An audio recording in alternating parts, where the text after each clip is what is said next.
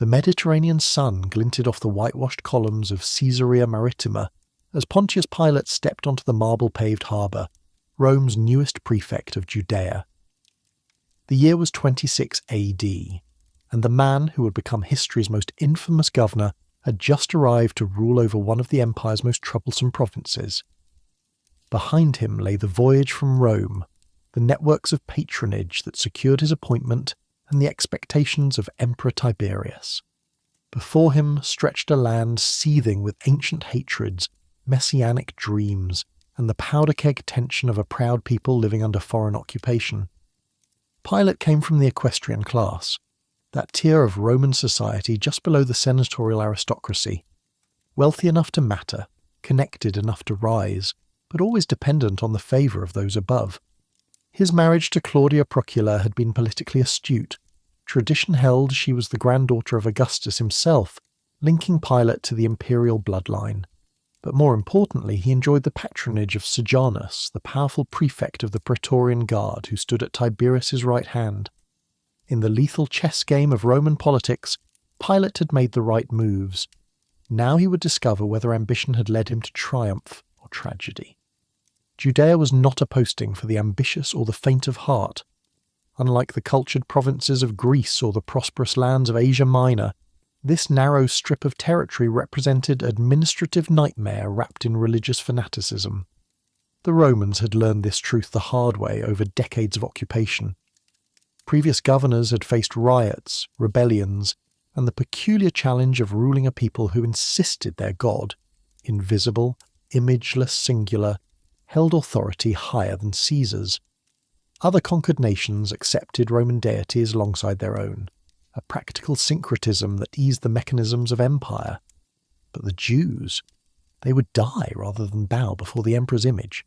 They had proven this repeatedly, and the memory of past bloodshed hung over every Roman official who dared govern them.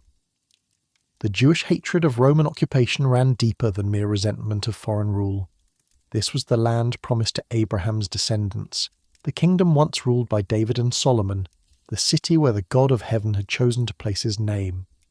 Now Roman eagles flew over Jerusalem, Roman taxes bled the people dry, and Roman soldiers patrolled the very courts of the temple.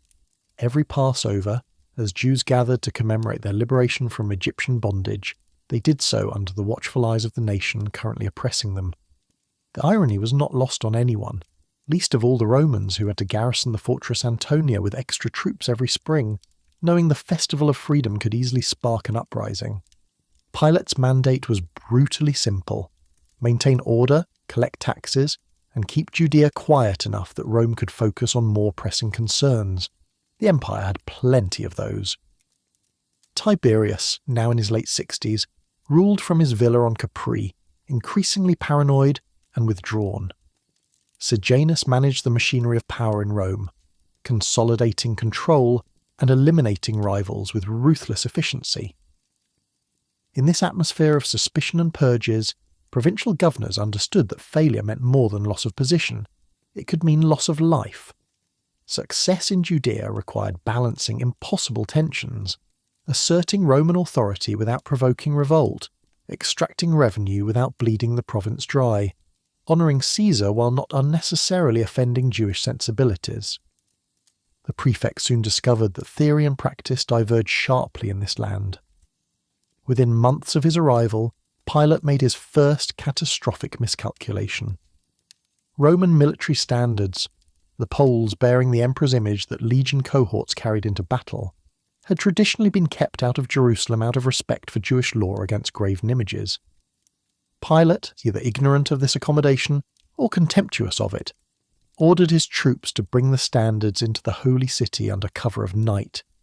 When Jerusalem awoke to find Caesar's image overlooking the temple, outrage exploded through the streets. Thousands of Jews immediately marched to Caesarea, Pilate's administrative headquarters on the coast, and surrounded his residence. For 5 days and nights they remained, refusing to disperse, demanding the removal of the offensive standards. The prefect, viewing this as a test of Roman authority, ordered his soldiers to surround the protesters with drawn swords, threatening massacre if they did not leave. The Jews' response shook even the hardened governor. As one, They bared their necks and declared they would rather die than see their law violated. Faced with the prospect of slaughtering unarmed civilians, an act that would certainly reach Tiberius's ears and require uncomfortable explanations, Pilate backed down. The standards were removed from Jerusalem. The incident revealed much about the man who would one day judge Jesus of Nazareth. Pilate was no mindless brute. He was calculating, willing to push boundaries to assert authority, but also pragmatic enough to retreat when faced with consequences he could not manage.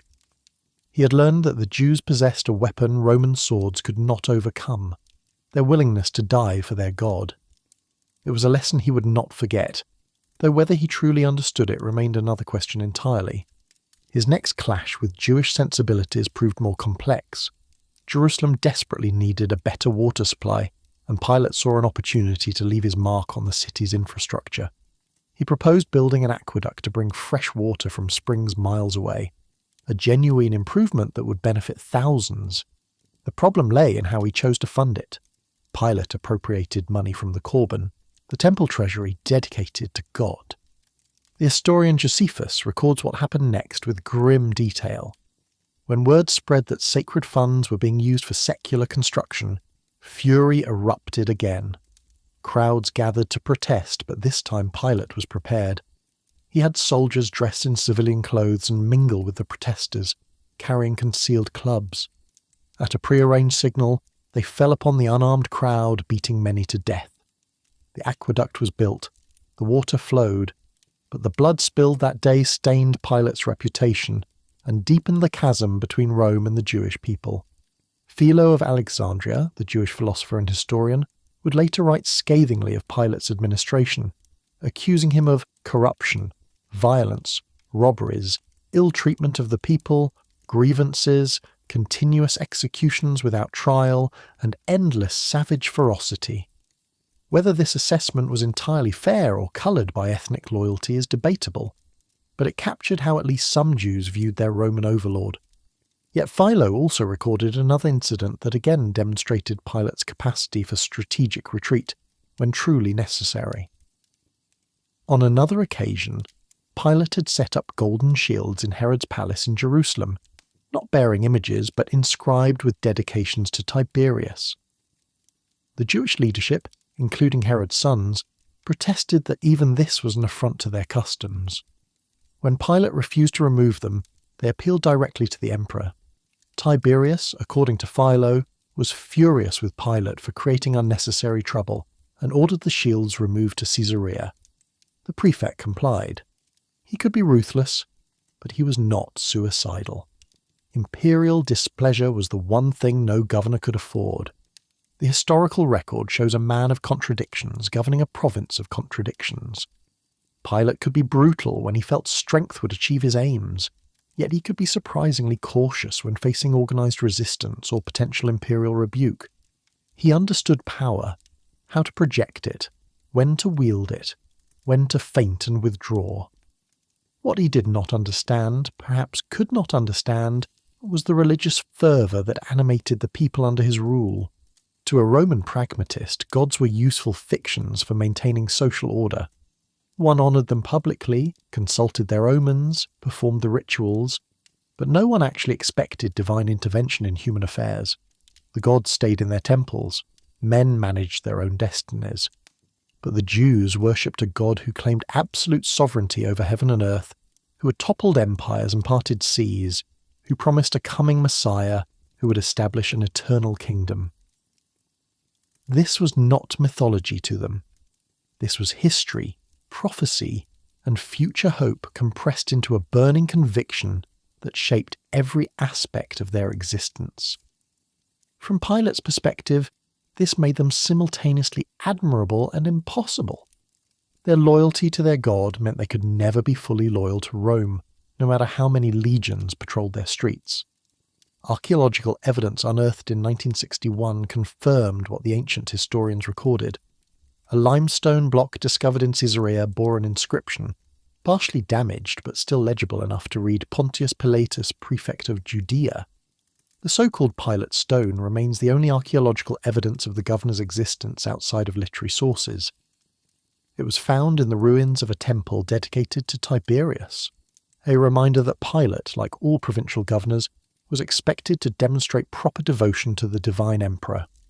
The same man who would one day interrogate Jesus about kingship had built temples to Caesar, had enforced emperor worship, had represented the ultimate earthly authority of Rome. The broader empire of which Judea formed such a small, troublesome part stretched from Britain to Mesopotamia, encompassing perhaps 60 million souls.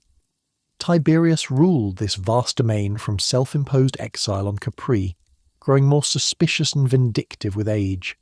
The network of informers, the treason trials, the executions, all created an atmosphere where survival depended on reading political winds correctly and never appearing disloyal.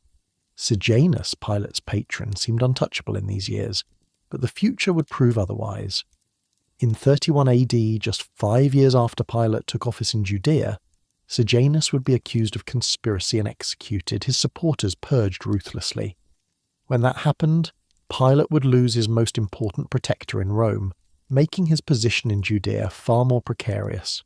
But in 26 AD, as the new prefect settled into his role, such disasters lay hidden in the future. Pilate focused on the immediate challenges, managing the delicate relationship with the Jewish leadership, particularly the high priest appointed and removable by Roman authority, maintaining the military garrisons that kept order, ensuring tax revenue flowed to Rome, and above all, keeping his province quiet enough that negative reports did not reach the emperor's ears. Jerusalem itself was a city of perhaps 40,000 residents in normal times, swelling to 10 times that number during major festivals. The temple dominated everything, its white stone and gold decorations visible for miles, the smoke of sacrifices rising daily toward heaven.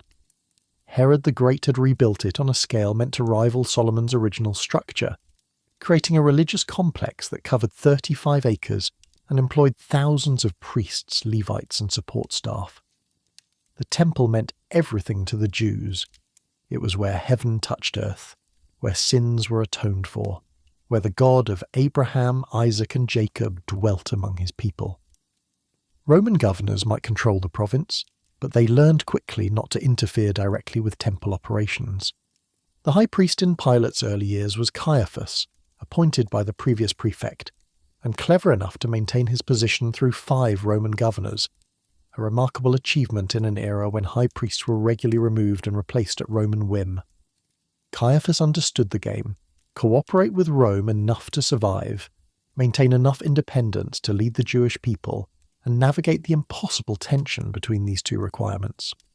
He and Pilate would have met regularly, 2 men representing vast institutions, neither fully trusting the other, both aware that their fates were intertwined.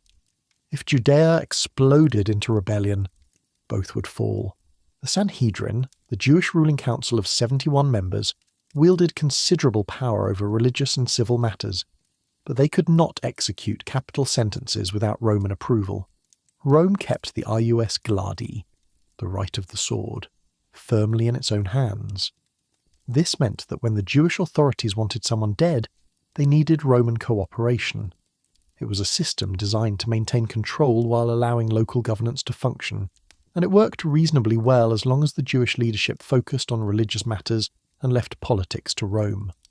But in this powder keg of messianic expectation, religious and political concerns could never be fully separated. The very term Messiah meant anointed king, a religious concept with unavoidably political implications. Claimants to this title had appeared before and would appear again, gathering followers who believed God's kingdom was about to break into history and overthrow all earthly powers, Rome included.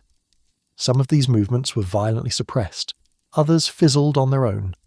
Pilate, as prefect, would have been briefed on this history. He knew to watch for charismatic leaders gathering crowds and making grandiose claims.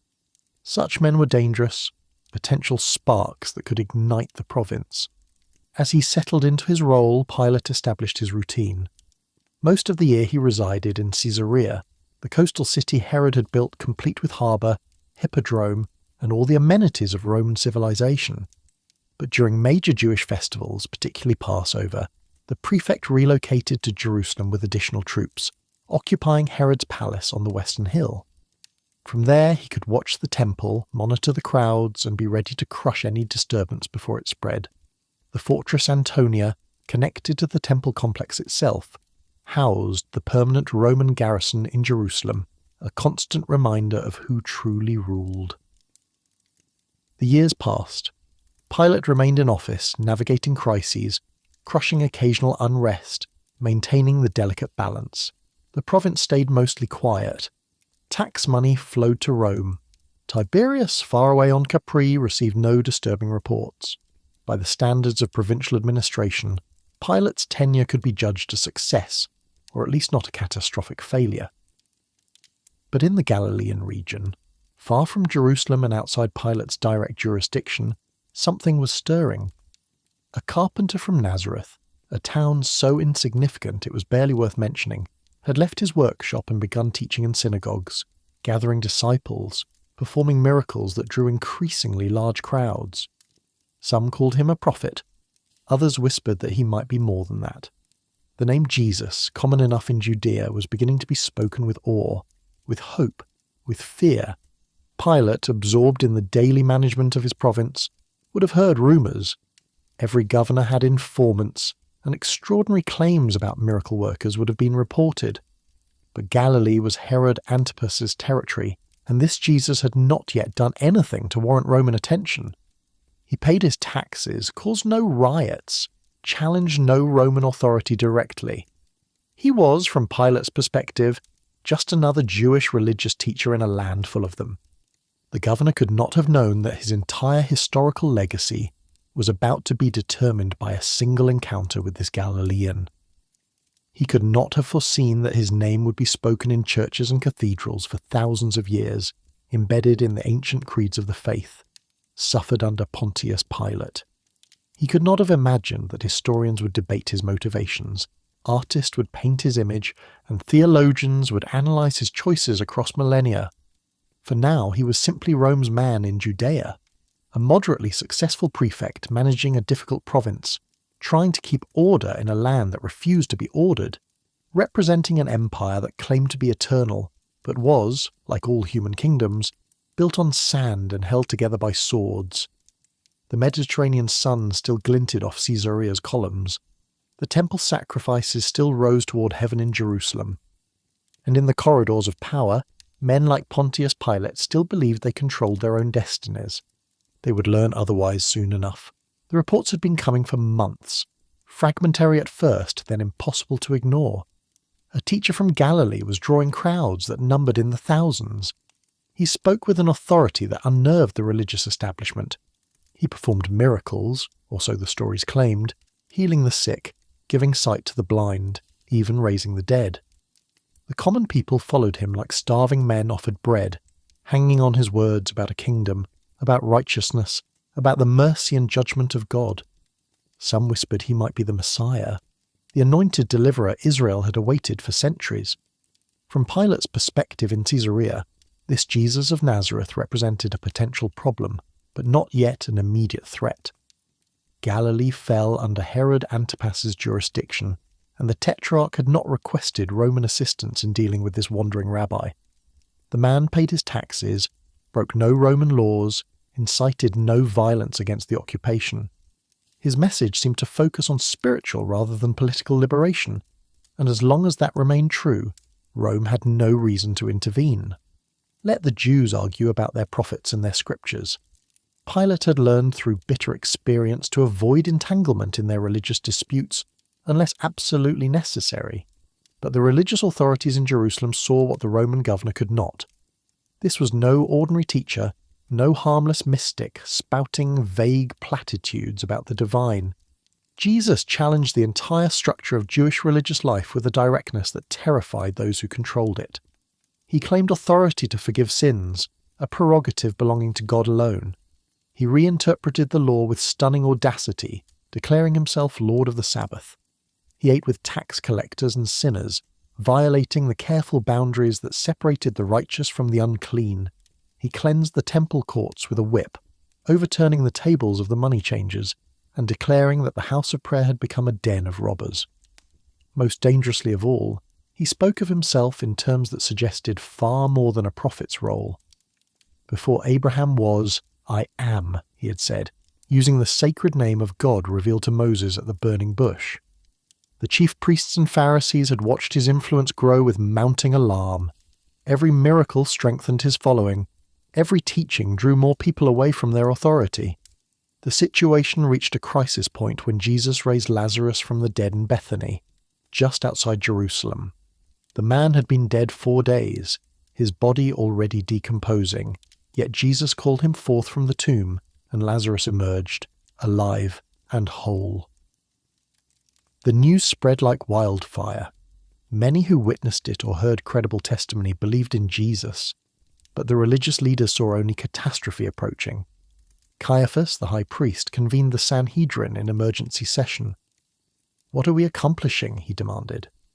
"This man performs many signs. If we let him go on like this, everyone will believe in him, and then the Romans will come and take away both our temple and our nation." The argument was politically astute. If Jesus' movement grew large enough, if crowds began proclaiming him king, if any hint of rebellion attached itself to his name, Rome would respond with overwhelming force. The delicate arrangement that allowed Jewish self-governance would shatter. The temple itself might be destroyed. Thousands would die. Caiaphas' solution was brutally pragmatic. It is better for you that one man die for the people than that the whole nation perish. The high priest, John's Gospel notes, did not realize he was prophesying, speaking a truth far deeper than he understood. But the practical decision was made that day. Jesus must die. The only question was how to accomplish it, without sparking a riot among his followers or violating the approaching Passover festival. The timing was both providential and dangerous. Passover would bring hundreds of thousands of pilgrims to Jerusalem, swelling the city's population to bursting. Among those crowds would be many Galileans who had heard Jesus teach, who had witnessed his miracles, who believed he might be the promised deliverer. The chief priests needed to arrest Jesus quietly, away from the crowds, and they needed Roman cooperation to execute him legally. For all their authority over Jewish religious life, the Sanhedrin could not carry out a death sentence without the prefect's approval. Rome kept that power firmly in its own hands. Their opportunity came from an unexpected source. Judas Iscariot, one of Jesus' own 12 disciples, approached the chief priest with an offer to betray his master. The price was settled, 30 pieces of silver, the blood money that would haunt Judas until he hung himself in despair. But for the religious authorities, this was the breakthrough they needed. Judas knew where Jesus would be, away from the protective crowds. The arrest could be made quietly, at night, and by dawn Jesus could be standing before Pilate, accused of crimes that demanded crucifixion. The week had begun with triumph that terrified the establishment. Jesus entered Jerusalem riding a donkey while crowds waved palm branches and shouted, "Hosanna to the Son of David! Blessed is he who comes in the name of the Lord." The messianic overtones were unmistakable. This was the promised king entering his city, and the people welcomed him as such. For 5 days Jesus taught in the temple courts, sparring verbally with the Pharisees and Sadducees, drawing crowds, speaking with an authority that left even his enemies reluctantly impressed. No one ever spoke the way this man does, the temple guards reported when they returned without arresting him. Pilate, relocated to Jerusalem for the festival as was his custom, would have been monitoring these developments closely. Reports of the triumphal entry, the teaching in the temple, the growing crowds, all of this reached Roman ears, but Jesus had not called for armed rebellion. He had not attacked Roman authority. He had not organized his followers into anything resembling a revolutionary movement. When confronted with a trap about paying taxes to Caesar, he had famously responded by asking for a denarius, pointing to Caesar's image on the coin, and saying, "Give back to Caesar what is Caesar's, and to God what is God's." It was a brilliant answer that avoided both the trap and any direct challenge to Roman rule. Still, the governor understood that messianic claims and Roman authority could not coexist indefinitely. If Jesus truly was gathering followers who believed he would establish an earthly kingdom, conflict was inevitable. But for now, the man seemed more interested in religious reformation than political revolution. Let the Jewish leaders handle their internal disputes. Pilate had learned to intervene only when necessary. Thursday evening arrived, and with it the convergence of human and divine will that would alter history forever. Jesus gathered with his disciples in an upper room to celebrate the Passover meal. There, in words they would only later understand, he spoke of his body broken and his blood shed, establishing a new covenant sealed not with the blood of lambs, but with his own life. Judas left the meal early, slipping out into the night to complete his betrayal, and Jesus led the remaining 11 to a garden called Gethsemane, on the Mount of Olives just outside the city walls. What happened in that garden remains one of the most profound moments in human history. While his disciples slept, Jesus prayed with an agony that caused him to sweat drops like blood. "Father, if you are willing, take this cup from me, yet not my will, but yours be done." The cup, the wrath of God against sin that he would drink to its bitter dregs. The will, submission to a path that led through torture to death. An angel appeared to strengthen him, but the struggle was real, the cost unbearable to contemplate, the obedience complete. Then came the torches, the weapons, the armed crowd led by Judas. The betrayer identified Jesus with a kiss, the signal agreed upon. The temple guards moved to arrest him.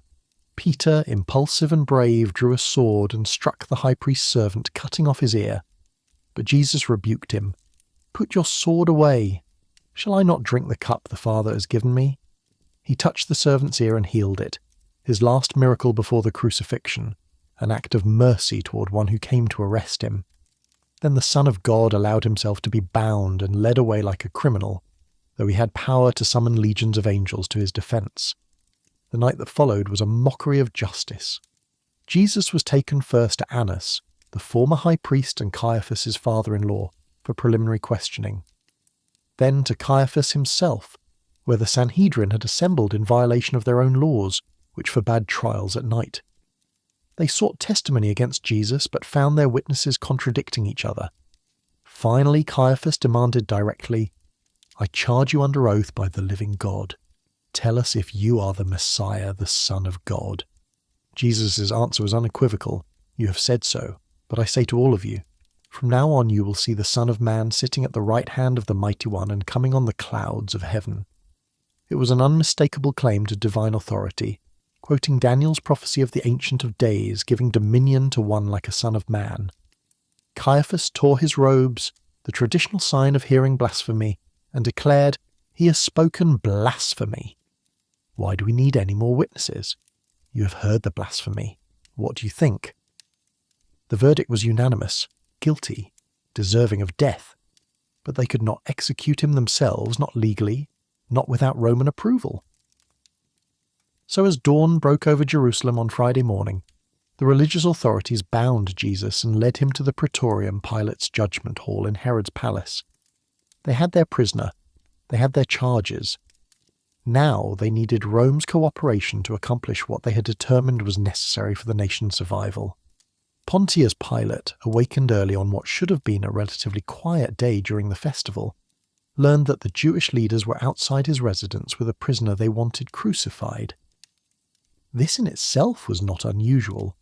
Capital cases required his approval, and bringing them during festivals was common. But as he prepared to hear the case, the prefect had no idea that he was about to meet someone who would expose everything he believed about power, truth, and his own soul. The Jewish leaders, scrupulous about their ceremonial cleanness for the Passover, would not enter the Gentile residence, so Pilate went out to them, following the protocol that had become routine over his years in office. "What charges are you bringing against this man?" he asked. Their answer was designed to force his hand. "If he were not a criminal, we would not have handed him over to you." Translation: trust our judgment and simply approve the execution. But Pilate was not so easily manipulated. "Take him yourselves and judge him by your own law," he said, essentially telling them to handle their own religious disputes without involving Roman authority. The Jewish leaders' response revealed their true purpose, but we have no right to execute anyone.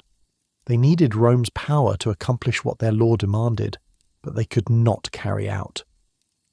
And John's Gospel adds a telling note. This took place to fulfill what Jesus had said about the kind of death he was going to die. Crucifixion was a Roman method of execution, not Jewish. The scriptures prophesied that the Messiah would be lifted up, would have his hands and feet pierced, would hang on a tree. The religious leaders, thinking they were eliminating a threat, were actually fulfilling prophecies they claimed to honour. Understanding that he could not avoid involvement, Pilate went back inside and had Jesus brought to him. The man who entered was nothing like what the prefect expected. Beaten, bloodied from the Sanhedrin's abuse, hands bound, yet carrying himself with a quiet dignity that was utterly incongruous with his circumstances. Most prisoners brought before Roman governors were defiant or terrified, arrogant or grovelling. This man was simply present, calm, almost sorrowful, not for himself but for something larger. Pilate's first question cut to the heart of the political accusation. Are you the king of the Jews? If Jesus claimed kingship, that was treason against Caesar, a capital offence, and the prefect could order crucifixion with legal justification. But if Jesus denied it, the whole case might collapse. Everything hinged on this moment. Jesus' response was unexpected. Is that your own idea, or did others talk to you about me? The prisoner was questioning the judge, gently but firmly turning the interrogation into something else entirely. Pilate, slightly irritated, shot back, Am I a Jew? Your own people and chief priest handed you over to me. What is it you have done? Then came words that would echo through the centuries. My kingdom is not of this world. If it were, my servants would fight to prevent my arrest by the Jewish leaders.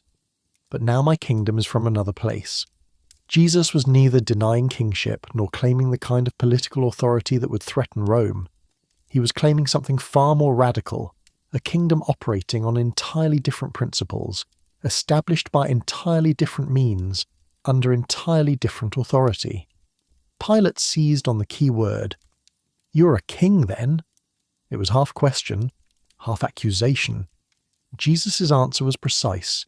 You say that I am a king.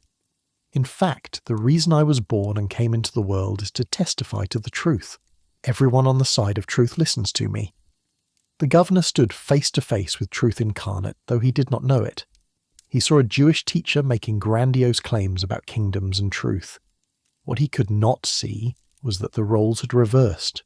The prisoner was examining him, exposing the emptiness of earthly power when confronted with ultimate reality. Pilate ruled by Caesar's authority over a territory Rome had conquered, but the man before him claimed a kingdom that existed before Rome's founding and would continue long after its eagles fell silent. The prefect went back outside to the Jewish leaders, still gathered at dawn, still pressing for crucifixion. His declaration was clear and would be repeated multiple times through the hours ahead. I find no basis for a charge against this man. From a Roman legal perspective, Jesus was innocent. Whatever religious disputes the Jews had with him, he had committed no crime against Rome, posed no threat to imperial authority, deserved no punishment under Roman law. But Pilate was about to discover that innocence and justice were not the same thing when politics and mob pressure entered the equation. The Jewish leaders, hearing his verdict, intensified their accusations. He stirs up the people all over Judea by his teaching. He started in Galilee and has come all the way here. The mention of Galilee gave Pilate an opportunity for escape. If Jesus was a Galilean, then he fell under Herod Antipas' jurisdiction, and Antipas was in Jerusalem for the festival. Let the Tetrarch deal with this problem. Jesus was sent to Herod, who was delighted to finally meet the miracle worker he had heard so much about. The Tetrarch questioned him at length, hoping to see some sign, some demonstration of power, but Jesus remained silent, offering Herod nothing, no miracles, no answers, no acknowledgement. Frustrated and mocking, Herod had Jesus dressed in an elegant robe and sent back to Pilate. The two rulers, formerly enemies, became friends that day, bonded by their shared involvement in something they could not comprehend. So Jesus returned to Pilate, and the governor found himself trapped with a case he could not escape, a prisoner he knew was innocent, and political pressures he could not ignore. The sun climbed higher over Jerusalem. The crowds grew larger outside the Praetorium, and Pontius Pilate, representative of the world's greatest empire, faced the most important decision of his life, though he understood none of its implications. The ruler was about to be ruled upon, the judge was about to be judged, and the question of truth was about to be posed in a way that would reveal not just who Jesus was, but who Pilate himself had always been. The morning sun was fully risen now, bathing Jerusalem in golden light that seemed to mock the darkness of what was unfolding in the shadow of Herod's palace. Pilate stood at the judgment seat, the elevated platform from which Roman prefects pronounced verdicts and sentences. Before him stretched a crowd that had grown considerably since dawn, their voices rising in a murmur that could become a roar at any moment. Behind him, inside the Praetorium, stood Jesus of Nazareth, bloodied but unbowed, silent, but somehow commanding the space around him simply by existing. The governor had examined the prisoner thoroughly. He had sent him to Herod Antipas, hoping the tetrarch would handle this political landmine. He had listened to the accusations of the chief priests and elders, and through it all he had reached a conclusion that he announced publicly for the second time. "You brought me this man as one who was inciting the people to rebellion. I've examined him in your presence, and have found no basis for your charges against him. Neither has Herod, for he sent him back to us. As you can see, he has done nothing to deserve death." It was a clear verdict. Under Roman law, Jesus was innocent. Pilate could have released him immediately, ended the proceedings, and sent everyone home. But the prefect had spent enough years in Judea to know that legal innocence and political reality operated on different planes. The Jewish leaders wanted this man dead, and they had the support of at least a portion of the crowd. If Pilate simply released Jesus, he risked provoking the very unrest he was appointed to prevent. Better to find a middle path, a compromise that would satisfy the bloodlust without requiring him to crucify someone he knew had committed no crime. Therefore, Pilate continued, "I will punish him and then release him." It was a politician's solution, brutal enough to appease the accusers, merciful enough to preserve a measure of justice. Jesus would be flogged, a punishment severe enough to leave most men barely alive, and then set free. The crowd would see Rome's power demonstrated, the Jewish leaders would see their enemy humiliated, and Pilate could wash his hands of the whole affair with his conscience relatively intact. But the chief priests and elders were not interested in compromise. They had come too far, risked too much, to settle for anything less than Jesus' complete elimination. A flogged and released Jesus would still be Jesus, still able to teach, still able to gather crowds, still able to undermine their authority. No, he had to die, and he had to die today, before the Sabbath began at sundown, before his followers could organize, before the situation could spiral beyond their control. Then Pilate remembered the custom, or perhaps someone reminded him of it. Every year at Passover, the Roman governor would release one prisoner as a gesture of goodwill toward the Jewish people. It was a small concession, a bit of political theatre that cost Rome nothing but bought a measure of gratitude from the occupied population. The governor would offer the crowd a choice between two prisoners, and they would call for the release of whichever one they preferred. Pilate, convinced that given such a choice the people would never choose a violent criminal over a teacher who had healed their sick and fed their hungry, saw his opportunity. In the Roman prison cell sat a man named Barabbas, a figure as different from Jesus as darkness from light. The Gospels describe him as a revolutionary, an insurrectionist who had participated in an uprising in the city and committed murder. He was exactly the kind of dangerous criminal Rome existed to suppress, a violent rebel who had taken up arms against the occupation, spilled blood in the streets, and threatened the order that Pilate was sworn to maintain. Under any normal circumstances, Barabbas would be crucified without hesitation or debate. The name itself carried a bitter irony that the crowd likely did not consciously perceive, but that history would not miss. Barabbas meant son of the father in Aramaic. Here stood two sons before the people, Barabbas, the son of a human father, a murderer and rebel, and Jesus, the son of the Father, the one through whom all things were made, who had come to give life rather than take it. The choice between them represented nothing less than the choice between the kingdom of violence and the kingdom of God, between the way of the sword and the way of the cross. Pilate called for both prisoners to be brought forward. The contrast must have been stark. Barabbas, hardened by violence, probably defiant even in chains, representing everything Rome feared in the occupied territories. Jesus, beaten from the night's interrogations but possessing a dignity that suffering could not erase, representing something Pilate could not quite categorize or dismiss. The governor addressed the crowd with a question designed to force what he believed would be an obvious answer. Which one do you want me to release to you? Jesus Barabbas, or Jesus who is called the Messiah? Matthew's Gospel notes that Pilate knew the chief priests had handed Jesus over out of envy.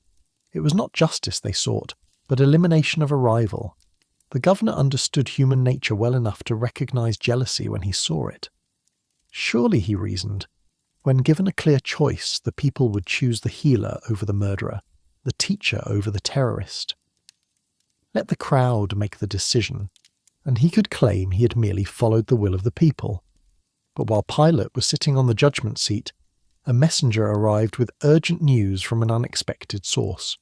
His wife, Claudia Procula, had sent word. "Don't have anything to do with that innocent man, for I have suffered a great deal today in a dream because of him." The warning was extraordinary on multiple levels. Roman officials took dreams seriously, viewing them as potential messages from the gods. Claudia's distress must have been genuine and severe for her to break protocol and send such a message during official proceedings. What had she seen in her dream? What divine or prophetic vision had disturbed her so deeply that she felt compelled to warn her husband? The historical record offers no details, but early Christian tradition would later honour Claudia Procula as a convert to the faith, eventually venerating her as a saint in some Eastern churches. Whether she had a premonition of the cosmic significance of the moment, or simply a supernatural sense that condemning Jesus would bring catastrophe upon them both, her warning added another layer of unease to Pilate's growing discomfort. Here was his own wife, presumably not caught up in Jewish religious disputes, independently confirming what he already suspected. This prisoner was different, and condemning him would be wrong. But outside, events were moving beyond Pilate's control. While he dealt with his wife's message, the chief priests and elders worked the crowd with practiced efficiency. These were not random citizens gathered to observe justice. Many were likely temple employees, supporters of the Sadducean aristocracy, people who depended on the religious establishment for their livelihoods. Others were simply swept up in the moment, their judgment clouded by the intensity of the mob, the pressure to conform, the human tendency to follow the loudest voices. The chief priests moved among them, persuading, cajoling, perhaps threatening. Choose Barabbas. Demand Jesus' crucifixion. It was a masterful piece of crowd manipulation. 5 days earlier, many of these same people, or their neighbours and relatives, had lined the road shouting Hosanna as Jesus entered Jerusalem. They had seen his miracles, heard his teaching, felt hope stir in their hearts that perhaps deliverance was at hand. But hope is a fragile thing, and the religious authorities knew how to crush it. Jesus had been arrested, had not resisted, had not called down angels or led an army against Rome. Perhaps he was not the Messiah after all. Perhaps the chief priests were right to oppose him. Perhaps safety lay in siding with the establishment, rather than with a failed prophet who could not even save himself. Pilate returned to the judgment seat and posed his question again. "Which of the two do you want me to release to you?" The response came back like a thunderclap. Barabbas. The governor, genuinely shocked, asked about Jesus. "What shall I do, then, with Jesus who is called the Messiah?" The crowd's answer came with increasing fury. "Crucify him." It made no sense. From any rational perspective, the choice was insane. Barabbas had committed the very crimes of insurrection and murder that would justify crucifixion 10 times over. Jesus had healed their sick, fed their hungry, taught with an authority that moved even his enemies to admit they had never heard anyone speak as he did. Yet here they were, demanding the release of a murderer and the execution of a miracle worker. Pilate, trying once more to inject reason into madness, asked, "Why? What crime has he committed?" But the crowd was beyond reason now. They had moved into that dangerous state where individual thought dissolves into collective frenzy, where the mob becomes a single organism driven by passion rather than principle. Their only answer was to shout louder, "Crucify him! Crucify him!" The voices echoed off the palace walls, filled the morning air, drowned out any possibility of rational discourse. And the chief priests, watching from the edges of the crowd, must have allowed themselves a moment of satisfaction. It was working. The mob would give Pilate no choice. The governor found himself in an impossible position. Every instinct, every legal principle, every examination of the evidence told him Jesus was innocent. His own wife had warned him in the strongest possible terms to have nothing to do with condemning this man.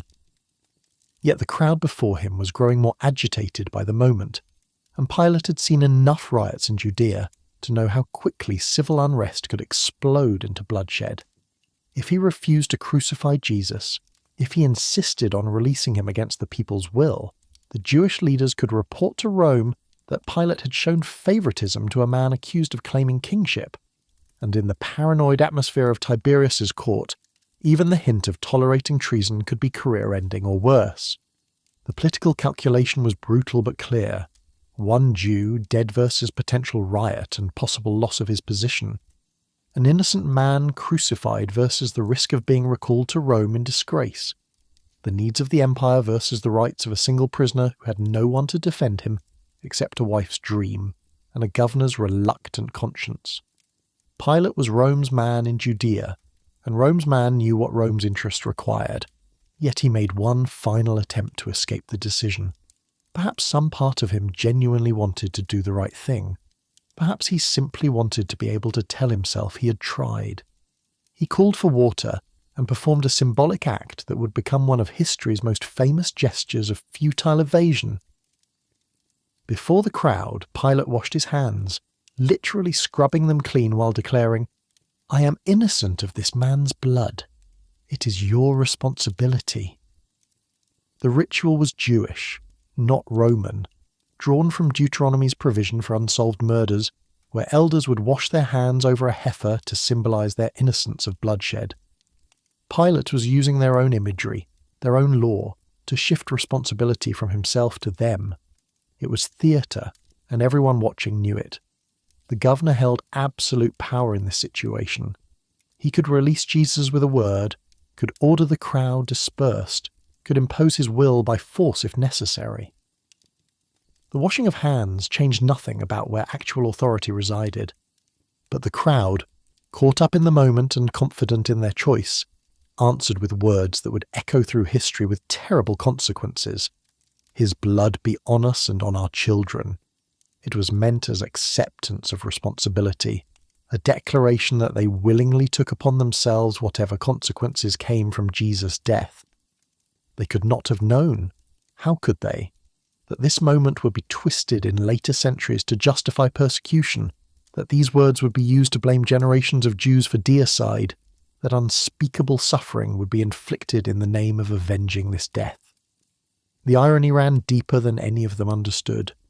They were accepting responsibility for killing the one whose blood was actually shed for them, whose death would open the way for forgiveness of the very sins they were committing in demanding his crucifixion. The crowd thought they were rejecting a false Messiah. They were actually fulfilling prophecies about the true one.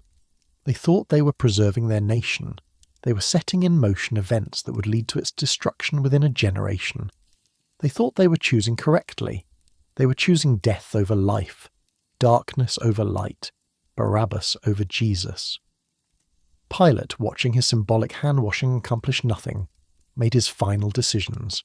He released Barabbas to the crowd. The murderer walked free. The innocent man was condemned. The prefect ordered Jesus flogged, the preliminary torture before crucifixion. Roman flogging was deliberately brutal, designed to bring victims to the edge of death before they were even nailed to the cross. The flagellum, a whip with multiple leather strands tipped with pieces of bone and metal, would tear flesh from bone, leaving backs a ruined mass of tissue and blood. Many prisoners died during the flogging itself. Those who survived were often too weak to carry their own crossbeams to the execution site. The soldiers took Jesus away to the Praetorium courtyard, and with him went the last possibility of justice being done that day. Pilate had made his choice, or rather, he had allowed the crowd to make it for him. He could tell himself he had tried to release Jesus, that he had found no guilt in him, that the blood was on the heads of those who demanded crucifixion. But the order came from his lips. The authority was his. The responsibility, no matter how vigorously he washed his hands, remained his. The sun climbed higher over Jerusalem as the crowd began to disperse, satisfied that they had achieved their purpose. Barabbas, dazed by his unexpected freedom, disappeared into the city's narrow streets. The chief priests and elders, their problem solved, returned to prepare for the Passover celebration that evening. And in the Roman courtyard, soldiers subjected the Son of God to mockery and torture, while Pontius Pilate sat in his palace, perhaps staring at his hands, perhaps wondering why the water had not made them feel clean. The choice had been made. The crowd had chosen the son of a human father over the son of the heavenly Father. They had chosen violence over peace, rebellion over righteousness, death over life. And Pilate, representative of human government and earthly power, had ratified their choice with his silence and his compromise. The machinery of execution was now in motion, and it would not stop until the innocent blood he claimed not to be responsible for had soaked into the wood of a Roman cross on a hill called Golgotha. History would remember this morning not for Pilate's hand-washing, but for his capitulation. Not for his declarations of innocence, but for his decision to condemn. The question of truth was becoming the answer of power, and that answer was about to be written in blood across a darkening sky. The stone courtyard of the Praetorium became a theatre of cruelty as Roman soldiers dragged Jesus inside, away from the crowd's view, but not from their power. These were professional executioners, men hardened by years of maintaining imperial order through violence. They had crucified countless rebels, thieves, and troublemakers across the empire's frontiers. To them, Jesus was simply another condemned criminal, another body to break before they nailed it to wood. But the charges against him, claiming to be a king, gave them an opportunity for sport that they seized with savage enthusiasm. The flogging came first, as Pilate had ordered. Jesus was stripped and bound to a post, his back exposed to the flagellum. The whip's multiple leather strands, weighted with bits of bone and metal, were designed to do maximum damage. The first strike would tear open the skin. Subsequent blows would cut deeper, shredding muscle, exposing bone. Roman law set no limit on the number of lashes, unlike Jewish law which capped punishment at 40. The soldiers could continue until they judged the prisoner had suffered enough, or until he died, which was not uncommon. Each crack of the whip opened new wounds across Jesus' back, shoulders, and legs. The prophecy of Isaiah, spoken 7 centuries earlier, was being fulfilled with terrible literalness. He was pierced for our transgressions, he was crushed for our iniquities. The punishment that brought us peace was on him, and by his wounds we are healed. But the soldiers knew nothing of prophecy. They knew only their orders. Make this man suffer before he dies. When the flogging finally ended, Jesus hung from the post, his back a ruined mass of flesh and blood. Most men at this point could barely stand, let alone walk. The pain would have been beyond description, every nerve screaming, the body going into shock from blood loss and trauma. Yet this was merely the beginning.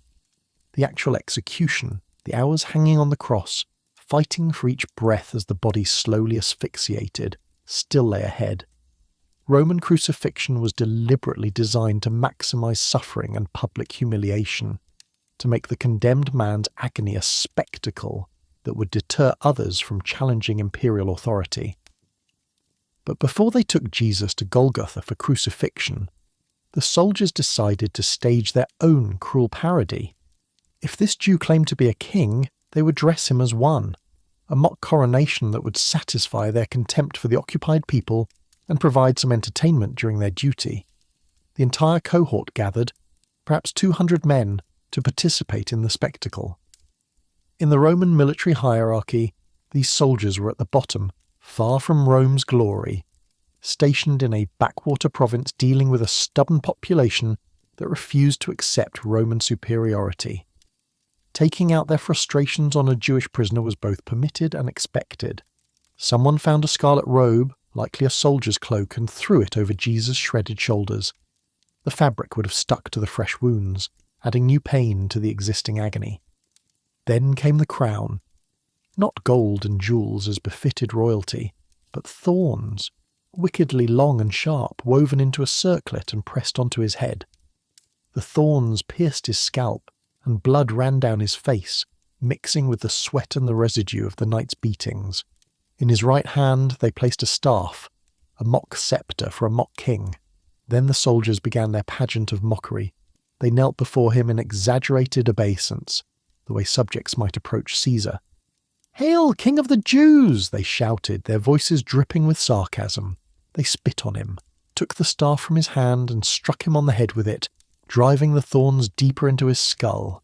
They slapped him, mocked him, treated him with the contempt they believed he deserved.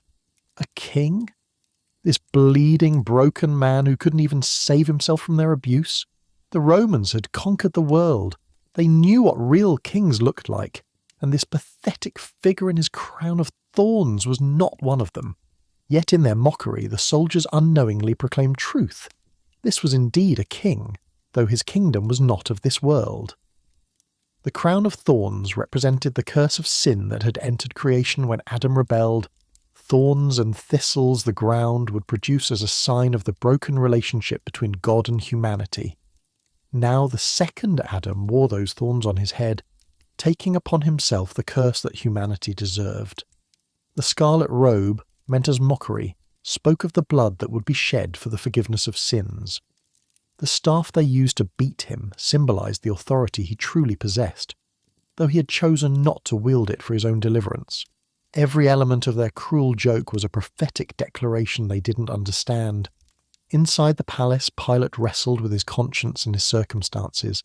He had given the order for flogging, hoping it would satisfy the crowd's bloodlust without requiring actual crucifixion. Perhaps seeing Jesus beaten nearly to death would be enough. Perhaps the Jewish leaders would accept this as punishment and withdraw their demands for execution. The governor had found no crime worthy of death. Surely a flogging would serve as compromise, brutal enough to demonstrate Roman authority, merciful enough to avoid killing an innocent man. When the soldiers finished their mockery and brought Jesus back, Pilate looked at what remained of the prisoner he had interrogated that morning. The transformation was horrific. The man who had stood before him with such quiet dignity now stood broken and bleeding, crowned with thorns, draped in mockery. Yet something in Jesus' bearing remained unchanged, a core of identity that torture had not touched, a presence that suffering had not diminished. It unsettled the governor in ways he could not articulate. Pilate went out to the crowd once more, determined to make one final attempt at releasing Jesus. "Look, I am bringing him out to you to let you know that I find no basis for a charge against him," he announced. It was his third public declaration of Jesus' innocence. The number would become legally significant, a threefold testimony that under Roman law this man deserved no punishment at all. Then Jesus himself emerged, and Pilate spoke two words that would echo through art and literature for 2 millennia. Exe homo. Behold the man. Look at him. See what has been done to him. The Latin phrase, rendered in Greek as idou ho anthropos, carried layers of meaning the governor himself may not have fully grasped. On the surface level, Pilate was appealing to the crowd's pity.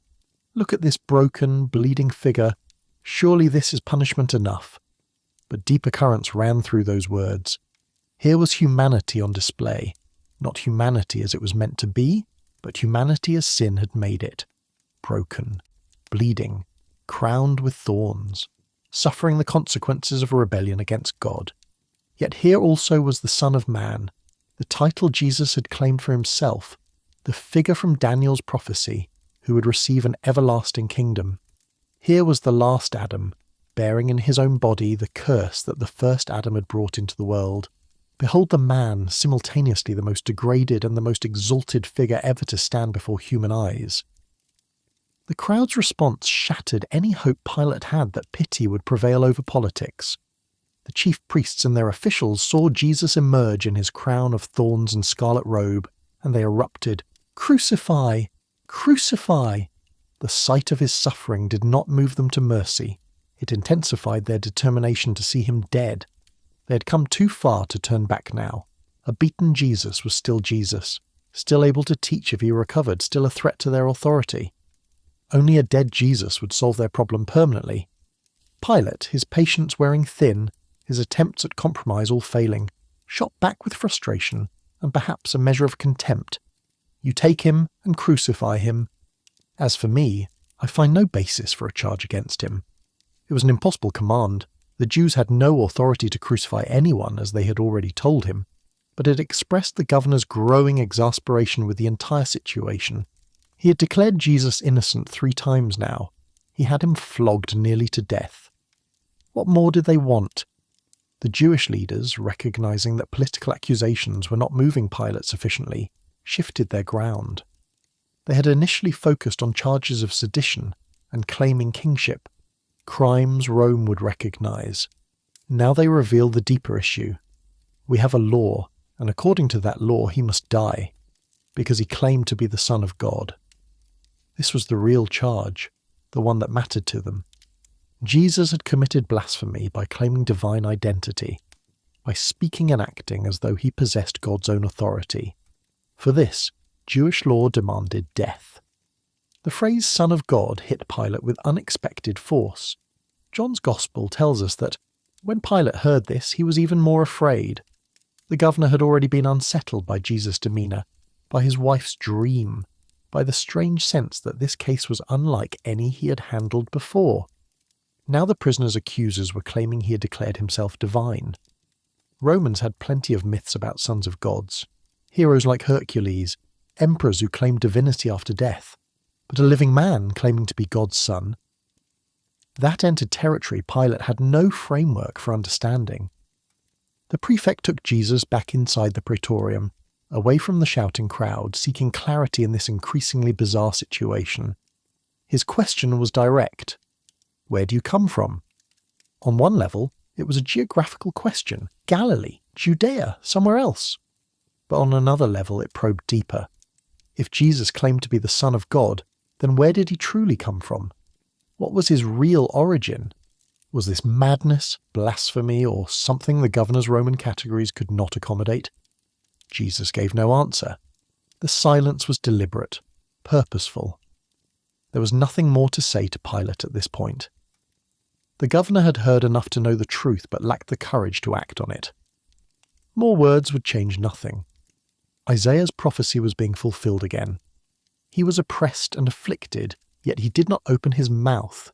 He was led like a lamb to the slaughter, and as a sheep before its shearers is silent, so he did not open his mouth. The silence infuriated Pilate. He was accustomed to prisoners who begged for mercy, who grovelled, who tried every argument to save their lives. This man simply stood there, bleeding and silent, as though Pilate's power meant nothing to him.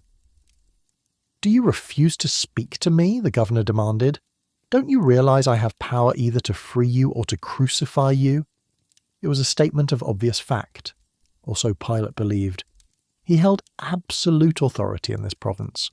A word from him could send Jesus to the cross or back to the streets. Jesus' response cut through Pilate's illusion of control. "You would have no power over me if it were not given to you from above. Therefore the one who handed me over to you is guilty of a greater sin." With those words, the prisoner redefined the entire situation. Pilate thought he held power over Jesus. Jesus revealed that whatever authority the governor possessed came from God, and he was exercising it only within the boundaries God permitted. The prefect thought he was judging Jesus. Jesus indicated that Pilate himself was being judged, along with those who had engineered this travesty of justice. The distinction Jesus made was significant. Caiaphas and the Jewish leaders, who knew the scriptures and the prophecies, who claimed to serve God but were working to murder his son, their guilt was greater because they had more light and rejected it more completely. Pilate, ignorant of the deeper spiritual realities at play, was still responsible for his choices but less culpable than those who knowingly violated everything they claimed to believe. From that moment, John's Gospel records, Pilate tried even harder to set Jesus free. Perhaps those words had penetrated his defences. Perhaps the mounting evidence that this was no ordinary prisoner finally overcame his political calculations. Perhaps simple decency, buried under years of pragmatic compromise but not entirely dead, reasserted itself. Whatever the reason, the governor made another attempt to release Jesus, going back to the crowd and arguing against the crucifixion. But the Jewish leaders had one final weapon, and they deployed it with devastating effectiveness. They shouted a threat that Pilate could not ignore. If you let this man go, you're no friend of Caesar. Anyone who claims to be a king opposes Caesar. The phrase, friend of Caesar, was not casual language. It carried specific political weight. It implied loyalty to the emperor, favourable standing at court, protection from accusations of disloyalty. To not be Caesar's friend was to be his potential enemy, and under Tiberius that was a death sentence. The threat was clear: release Jesus, and we will report to Rome that you showed favouritism to a man claiming kingship. In the paranoid atmosphere of Tiberius' court, where treason trials and executions had become commonplace, even the hint of tolerating insurrection could end a governor's career and his life. Pilate's patron, Sejanus, was either already fallen or soon to fall. The prefect's position was more vulnerable than it had been in years. He could not afford to give his enemies in Rome ammunition against him. The governor brought Jesus out one final time and sat down on the judge's seat at a place called the Stone Pavement, in Aramaic, Gabavum. It was about noon, the 6th hour by Roman reckoning. The sun stood at its highest point, blazing down on the scene of ultimate injustice. Pilate looked at the crowd, at the chief priests, at Jesus standing there in his crown of thorns, and made one last attempt at defiance. "Here is your king," he announced with heavy sarcasm. The response was immediate and furious. "Take him away! Take him away! Crucify him!" Pilate pushed back. "Shall I crucify your king?" The chief priests, those guardians of Jewish faith and identity, gave an answer that betrayed everything they claimed to represent. "We have no king but Caesar."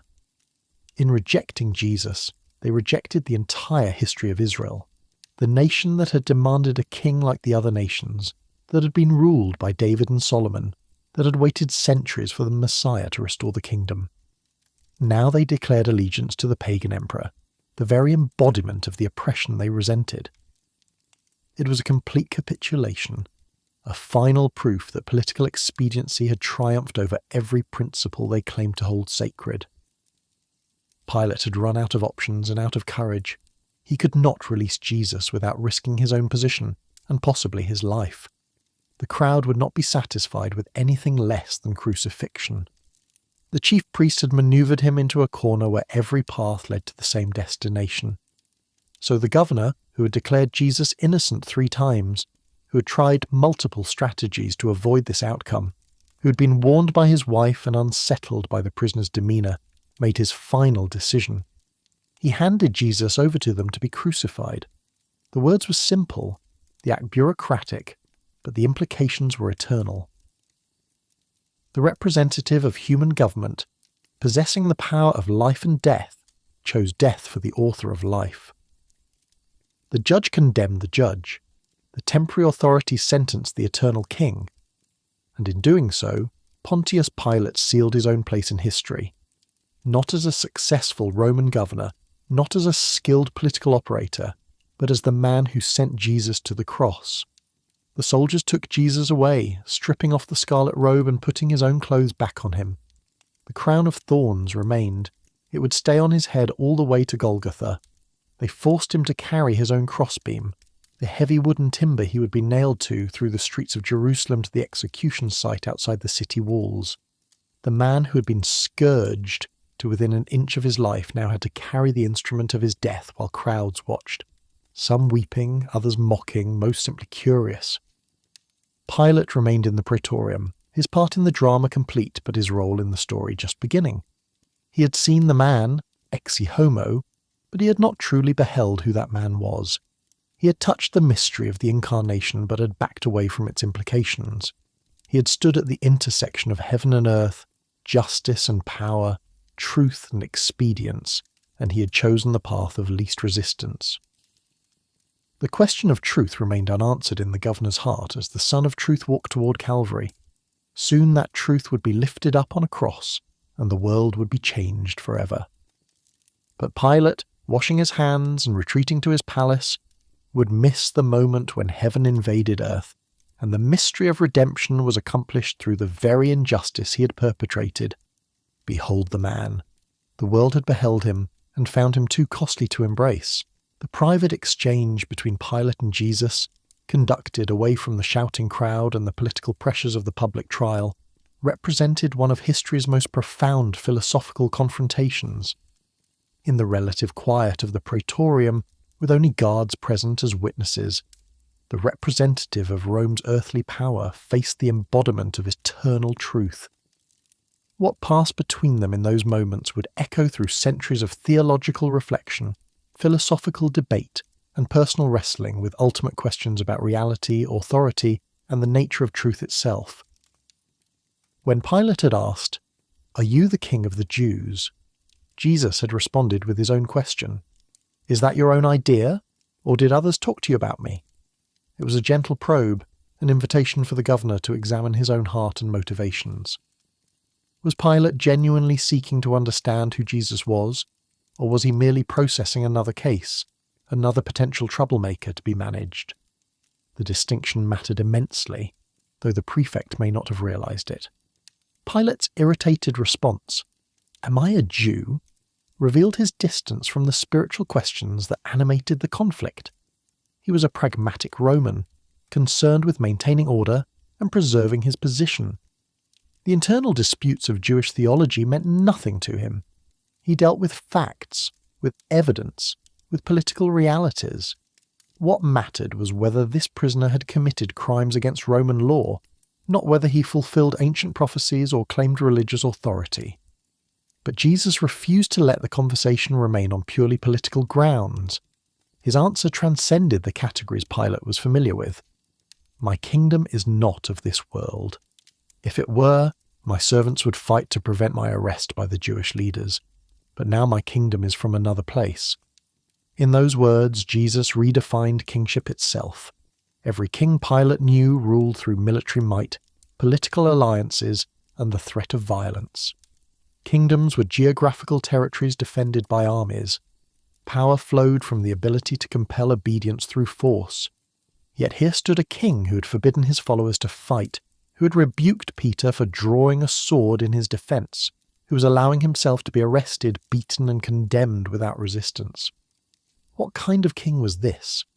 What kind of kingdom could exist not of this world, yet still claim to be a kingdom? The Roman governor had no framework for understanding sovereignty that operated on different principles than the ones that upheld Caesar's throne. Pilate seized on the key word, "You are a king, then?"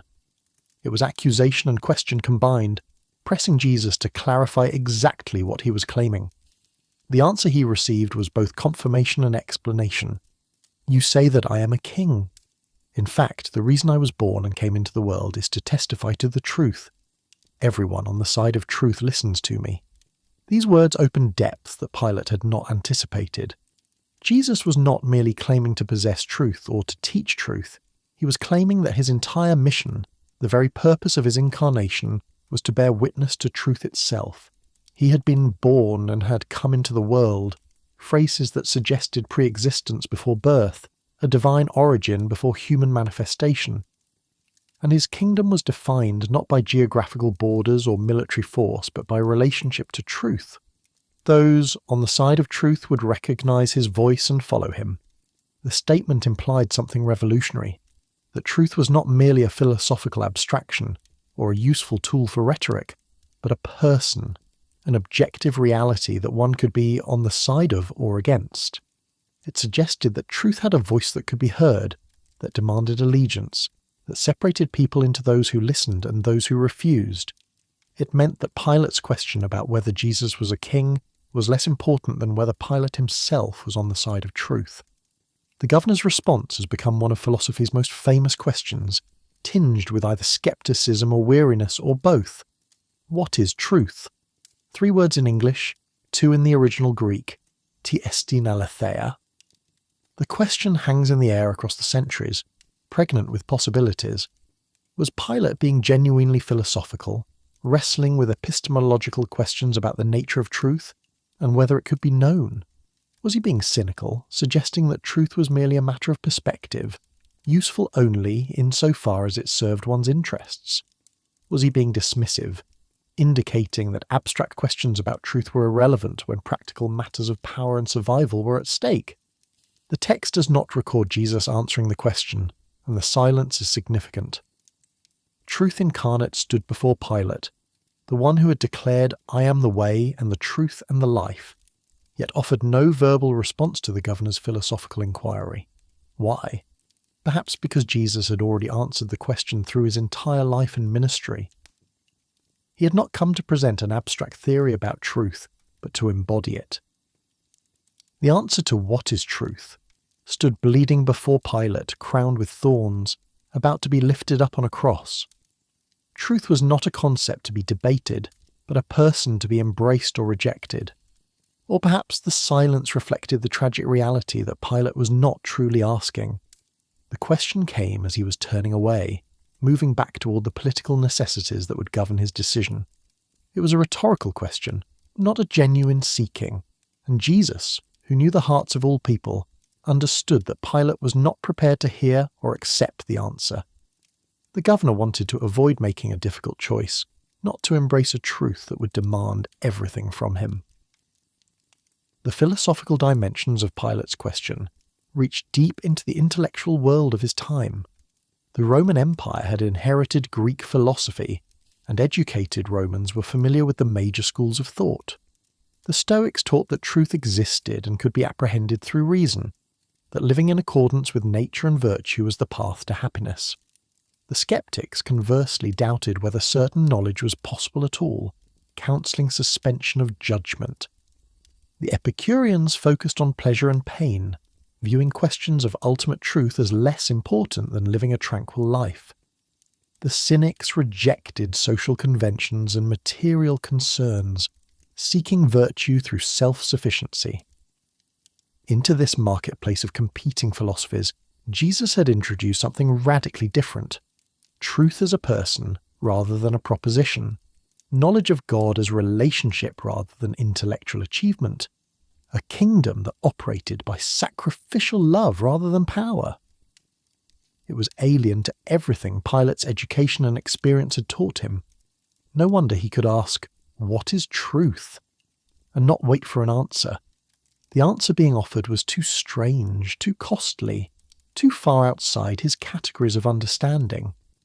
Yet beneath the philosophical question lay a more immediate and personal dilemma. Pilate was not merely debating abstract theory. He was facing a concrete situation that demanded decision. He knew Jesus was innocent. The evidence was clear, the prisoner's demeanour compelling, his own wife's warning unsettling. Truth, in the practical sense of factual innocence, was not in dispute. But Pilate also knew that acting on that truth would cost him politically. The Jewish leaders wanted Jesus dead. The crowd, manipulated but dangerous, demanded crucifixion.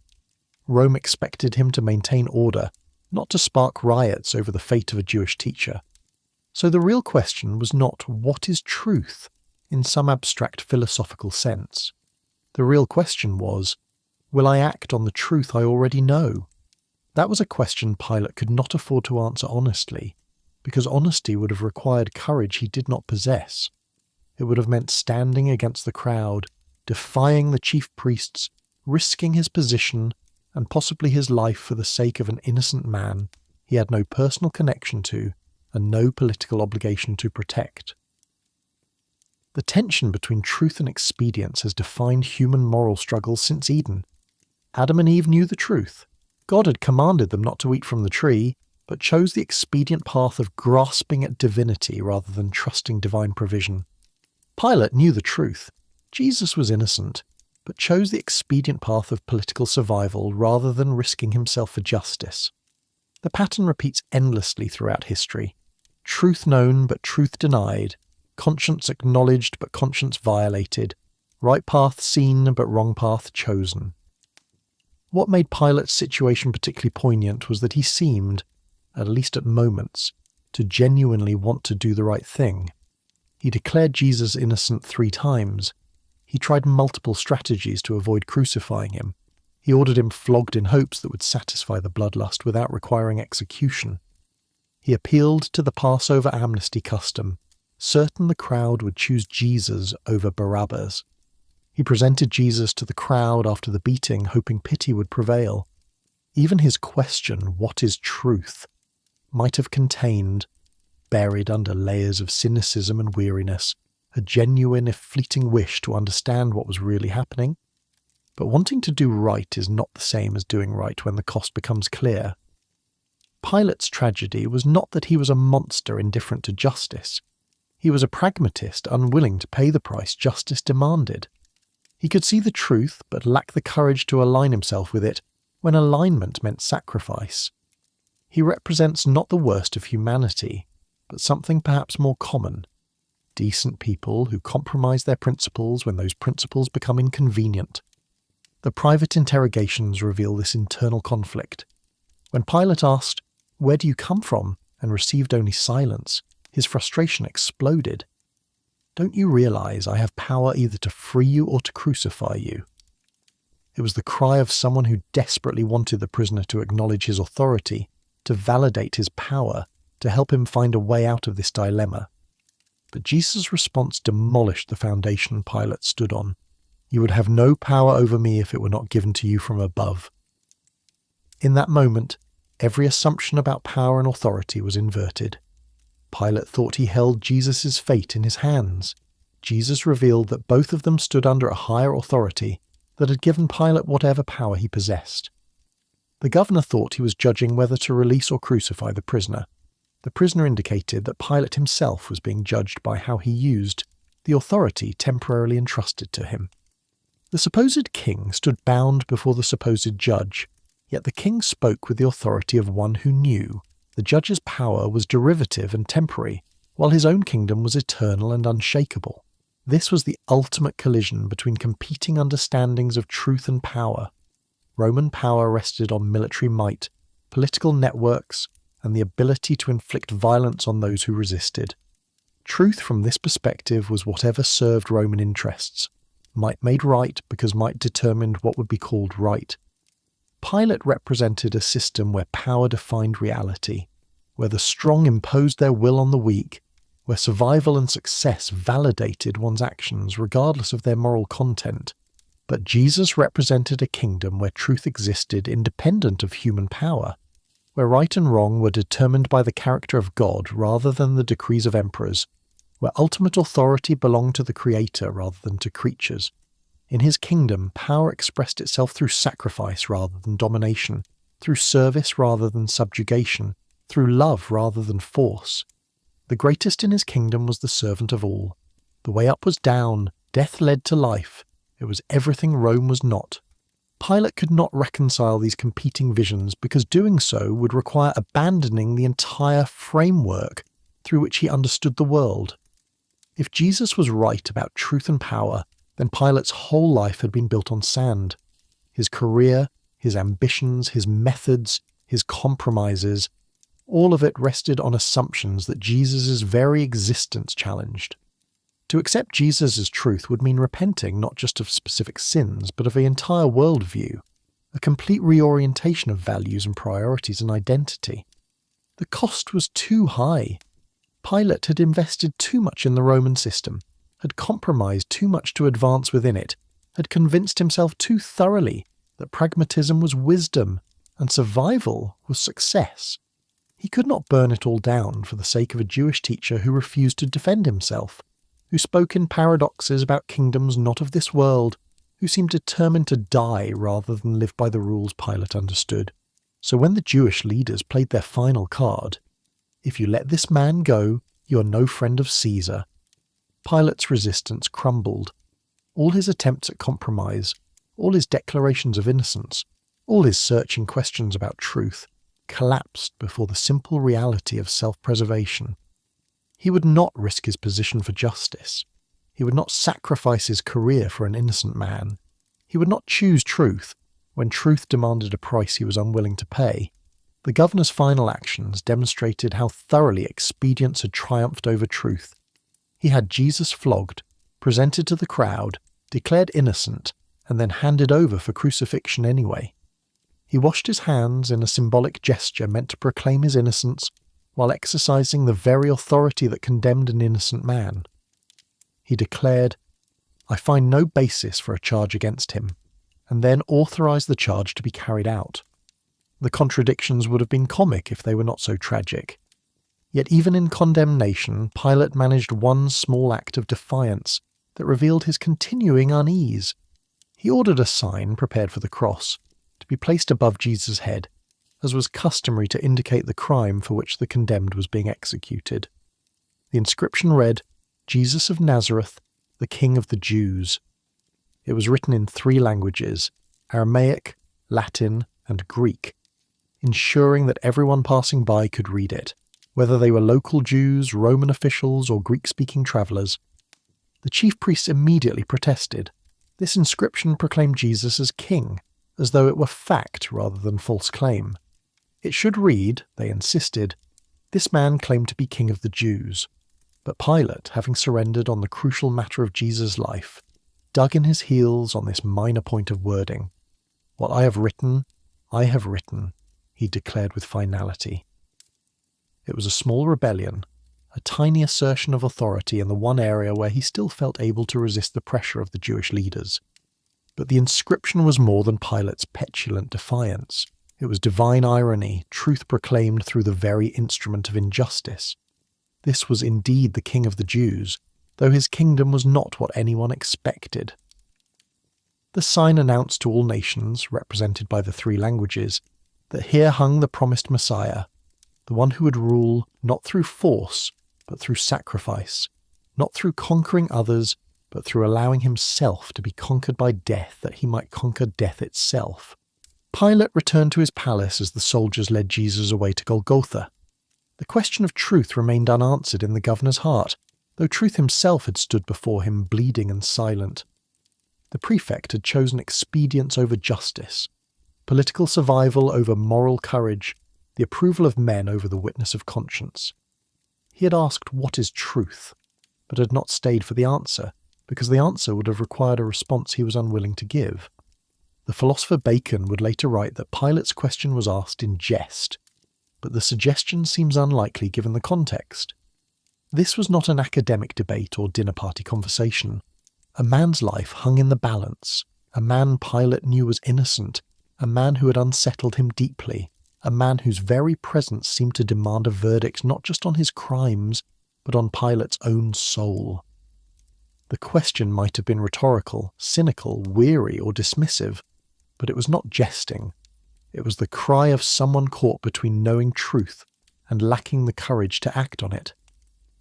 As the sun climbed toward noon, and Jesus was led through Jerusalem's streets bearing his cross, Pilate sat in his palace facing the wreckage of his own conscience. He had power, but not authority, position, but not peace, survival, but not honour. He had asked what truth was, and had been given a person as an answer, but he had turned away. He had been offered a kingdom not of this world, and had chosen instead to preserve his place in a kingdom that would crumble to dust within a few centuries. The question of truth had become the question of Pilate himself. Was he a man of conscience or a tool of empire?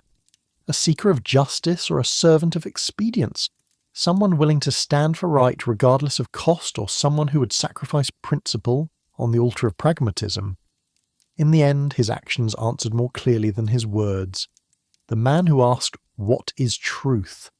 had the truth standing before him and still chose the lie. The judge who could find no fault in Jesus still authorized his execution. The governor who washed his hands of responsibility still bore the responsibility that no amount of water could cleanse. The question echoes still across the centuries, demanding an answer from every person who encounters it. What is truth? Is it whatever serves our interests, whatever advances our careers, whatever lets us survive another day in positions we fear to lose? Or is it something Someone who demands our allegiance even when allegiance costs everything we have built our lives upon. Pilate faced that question in the most direct way possible. His answer, written not in words but in the blood of an innocent man, stands as warning and tragedy combined.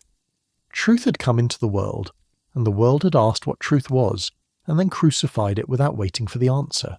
The stone basin sat ready, filled with clear water that glinted in the late morning sun.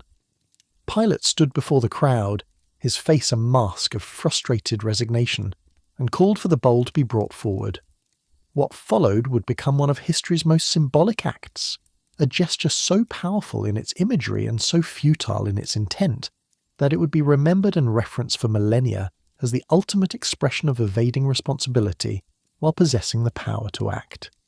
The custom Pilate invoked was Jewish, not Roman. Deuteronomy prescribed that when a murdered person was found, and the killer was unknown, the elders of the nearest town were to bring a heifer to a valley, break its neck, and wash their hands over it while declaring, "Our hands did not shed this blood, nor did our eyes see it done." It was a ritual of innocence, a public declaration that they bore no guilt for the death. Pilate, steeped enough in Jewish customs from his years governing Judea, chose their own law to absolve himself before them. But the parallel was grotesquely inexact. The elders in Deuteronomy genuinely did not know who committed the murder, and truly bore no responsibility for it.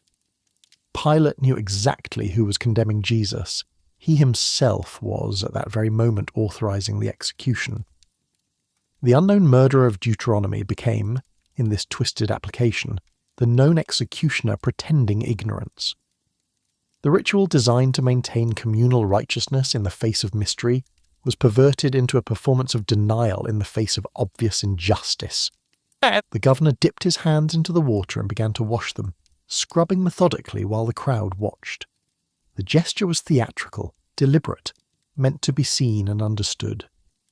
As he washed, he proclaimed loudly enough for all to hear, "I am innocent of this man's blood. It is your responsibility." The water ran off his hands, carrying away the dust and sweat of the morning, but it could not touch the moral stain he was attempting to cleanse. Responsibility, unlike dirt, cannot be washed away with water and declarations. The profound irony of the moment would have been lost on most of those present, but it resonates powerfully across the theological landscape of redemption. Here was Pilate washing his hands to claim innocence of blood, while the man he was condemning was about to shed his blood specifically to wash away the guilt of humanity. The governor used water to proclaim himself clean while remaining guilty. Jesus would use his blood to make the guilty actually clean. One washing was external, symbolic, and ultimately meaningless. The other would be internal, substitutionary, and eternally effective. The crowd's response to Pilate's hand-washing has echoed through history with tragic consequences. His blood be on us, and on our children. In the heat of the moment, caught up in the collective frenzy the chief priests had orchestrated, they accepted full responsibility for Jesus' death. They wanted Pilate to know they were not afraid of the consequences. They were certain they were doing the right thing in eliminating a false Messiah, a blasphemer, a threat to their nation. Let his blood be on their heads. They would bear it willingly. They could not have known how those words would be twisted in later centuries to justify unspeakable persecution. Christian anti-Semitism would point to this verse as evidence of Jewish guilt for deicide, ignoring the context, the Roman responsibility, and most fundamentally, the very purpose of Jesus' death. The cry, "His blood be on us," was meant as acceptance of responsibility for executing a criminal. It was perverted into an excuse for pogroms, expulsions, and eventually genocide. The blood they called down upon themselves was meant to condemn them to temporal punishment. It was instead used as justification for temporal punishment, inflicted by those who claimed to follow the very man whose blood was shed. The theological tragedy is that Jesus' blood was indeed on them, not as condemnation, but as the offer of salvation. The blood of the Passover lamb was placed on the doorposts so that death would pass over those houses. The blood of Jesus, the true Passover lamb being sacrificed at that very moment, was shed for them, for their children, for all humanity. When they said, "His blood be on us," They were unknowingly asking for the very thing that could save them, though they meant it as acceptance of guilt rather than plea for grace. Peter would later preach to a Jerusalem crowd, likely including some of these same people who had called for crucifixion. You killed the author of life, but God raised him from the dead. Yet his message was not condemnation, but invitation. Repent and be baptized, every one of you, in the name of Jesus Christ for the forgiveness of your sins. The blood they had accepted responsibility for was offered back to them as cleansing, not curse. 3,000 believed that day their guilt washed away not by Pilate's futile hand-washing, but by the very blood they had shed. But in the moment, standing before the crowd with water dripping from his hands, Pilate believed his symbolic gesture had transferred responsibility. He had declared Jesus innocent 3 times. He had tried multiple strategies to release him. He had even subjected himself to his wife's warning and his own growing unease. Now he had performed the ritual cleansing, proclaimed his innocence, and placed the blood guilt squarely on the Jewish people. In his mind, he had done everything possible. History and conscience should absolve him. He was simply carrying out the will of the people he governed, maintaining order, preventing riot. Any governor would have done the same, but the self-deception was complete and obvious. Pilate possessed absolute authority in this situation. He was the prefect, Rome's representative, the one with the ius gladi, the right of the sword. He could have released Jesus with a single command and ordered his soldiers to disperse the crowd by force if necessary. He had done exactly that in previous situations when Roman interests were clearly at stake. The standards bearing Caesar's image had been removed from Jerusalem when Jews had proven willing to die rather than accept them. When the situation demanded it, Pilate could defy popular pressure. But in this case he chose not to, not because he lacked the power, but because exercising that power would cost him politically. The Jewish leaders had made their threat clear. If you let this man go, you're no friend of Caesar. Pilate understood the implication. A report to Rome that he had shown favoritism to someone claiming kingship, in the paranoid atmosphere of Tiberius's court, could end his career or his life. So he chose political survival over justice, expedience over conscience, safety over courage. The hand-washing was not an abdication of power, but an abuse of it. Pilate maintained full control throughout the proceedings. He asked the questions, rendered the verdicts, gave the orders. Every step toward crucifixion required his authorization. The Jewish leaders could arrest Jesus, could beat him, could demand his death, but they could not execute him without Roman approval. That approval came from Pilate's lips, signed and sealed by his authority. The water might wash his hands, but it could not wash away the fundamental fact that he was the one who condemned Jesus to die. The ancient world understood power differently than Pilate pretended to in that moment. Power meant responsibility, not just authority. The emperor's power over the empire meant responsibility for its welfare. A general's power over his legions meant responsibility for their lives. A father's power over his household meant responsibility for its members. Pilate's power as prefect meant responsibility for justice in his province. He could not separate the two, claiming authority when it benefited him, but denying responsibility when it demanded sacrifice. Roman law itself recognized this principle. The office of prefect carried with it the imperium, the power to command, to judge, to execute. But imperium was not arbitrary. It was meant to serve the res publica, the common good. A magistrate who abused his power, who rendered unjust verdicts, who condemned the innocent, violated the very foundation of his authority. Pilate knew Roman law, had been trained in it, had sworn to uphold it. His hand-washing was a mockery of the legal principles he claimed to represent. After the ritual, having symbolically cleansed himself, Pilate gave the orders that set in motion the final horror. Jesus was to be crucified. The soldiers took him away, and Pilate's direct involvement in the story diminished. But his responsibility did not. Every nail driven through Jesus' hands and feet, every hour of agony on the cross, every moment of suffering, all of it flowed from the decision Pilate made despite knowing it was unjust. The governor had one final interaction with the crucifixion that revealed his continuing discomfort. the sign he ordered placed above Jesus' head, Jesus of Nazareth, the King of the Jews, written in Aramaic, Latin, and Greek, drew immediate protest from the chief priests. They wanted it changed to read, "This man claimed to be King of the Jews," making clear it was a false claim rather than a statement of fact. But Pilate refused. "What I have written, I have written." It was a small act of defiance, perhaps the only one he managed that entire day. Having surrendered on the essential matter, Jesus' life, he dug in his heels on this trivial detail. The inscription would stand as written. Was it guilt expressing itself as stubbornness? A last assertion of authority in an area where he still felt able to resist? A subconscious recognition that the title was actually true, that Jesus was indeed a king, though not the kind that threatened Rome? Whatever the motive, the result was that Pilate's own words proclaimed the truth he had condemned. This crucified man was royalty. The inscription was visible to all who passed by Golgotha, the place of execution outside Jerusalem's walls. The three languages ensured universal comprehension: Aramaic for the local Jewish population, Latin for the Roman officials and soldiers, Greek for the broader cosmopolitan world that used it as a common tongue. The King of the Jews was presented to all nations, all peoples, in their own languages. Pilate, trying to mock or explain or simply identify the condemned man, instead announced the gospel to the world. Here is your king, lifted up on a cross, reigning through sacrifice. The hours of Jesus' crucifixion wore on from about noon until 3 in the afternoon. Pilate remained in his palace, attending to other business, trying to put the troubling morning behind him. But reports would have reached him.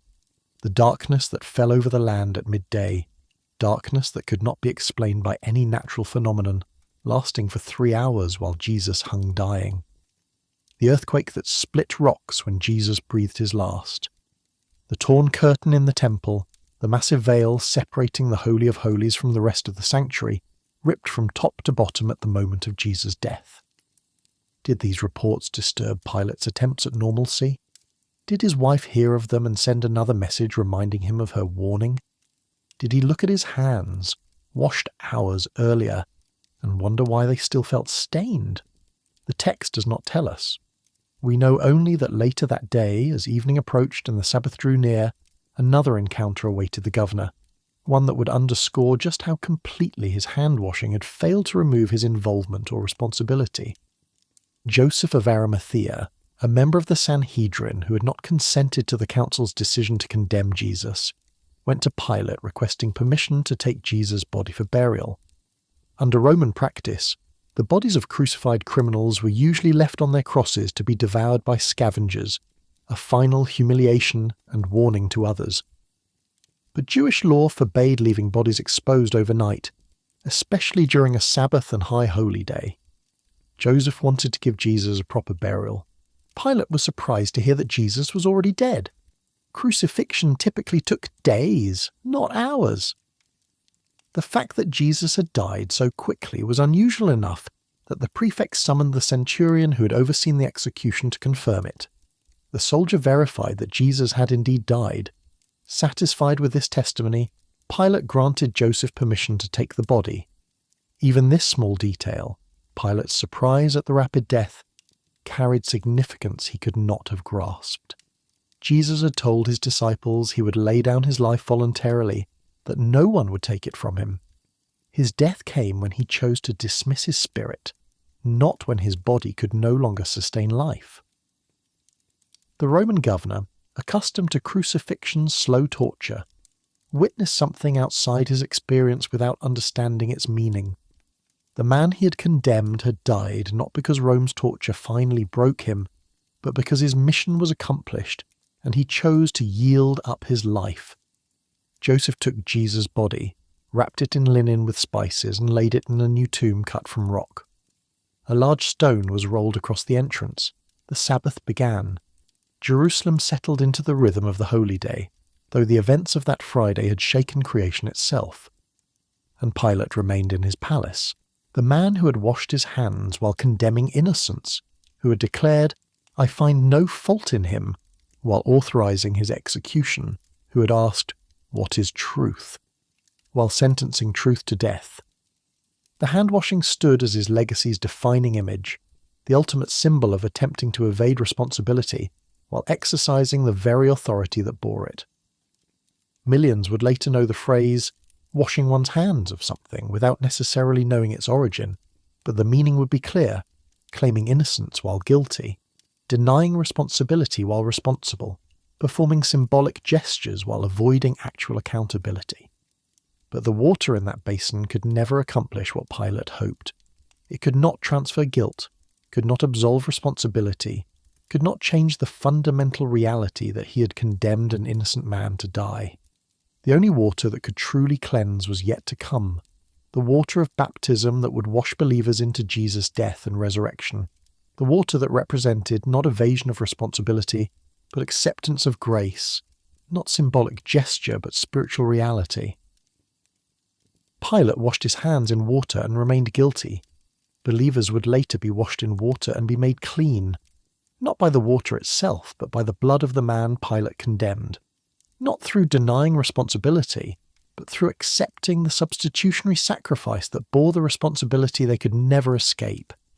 The contrast could not be more complete. One washing that accomplished nothing, one washing that accomplished everything. One washing rooted in denial, one washing rooted in repentance. One washing that left the washer guilty, one washing that makes the guilty innocent. The stone basin was eventually carried away, the water spilled out, the moment passed. But its symbolism endured, carved into history and conscience as powerfully as the inscription Pilate had ordered, placed above Jesus' head. The governor had washed his hands, proclaimed his innocence, and handed Jesus over to be crucified. He had tried to have it both ways, to condemn while claiming not to condemn, to execute while declaring innocence, to exercise authority while evading responsibility. It was not possible then. It is not possible now. The hands that signed the death warrant could not be washed clean by any water in any basin. Only one washing could accomplish that, and Pilate, having condemned the source of that cleansing, had cut himself off from the very grace that could save him. His hands remained stained, not with literal blood but with the guilt of injustice, not with physical marks but with the moral reality that no amount of water could touch.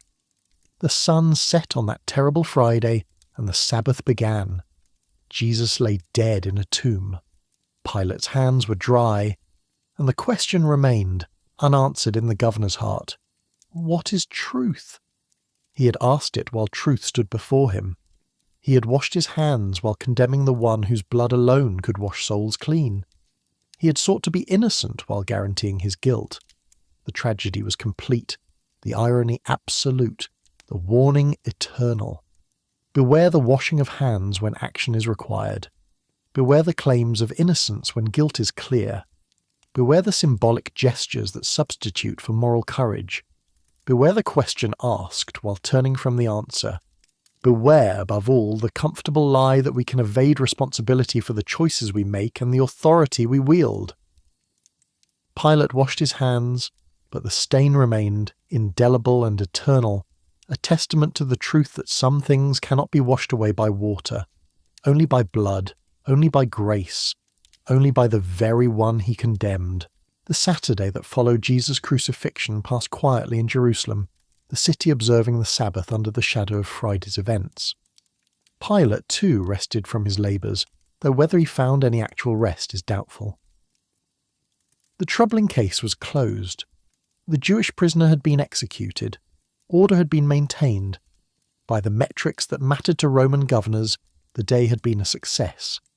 The province remained peaceful, no riots had erupted, and the religious authorities who might have stirred up trouble were satisfied. Yet something gnawed at the edges of the prefect's consciousness. His wife's dream, the prisoner's unsettling composure, the darkness that had fallen at midday, the earthquake, the reports filtering back about the temple veil torn in two.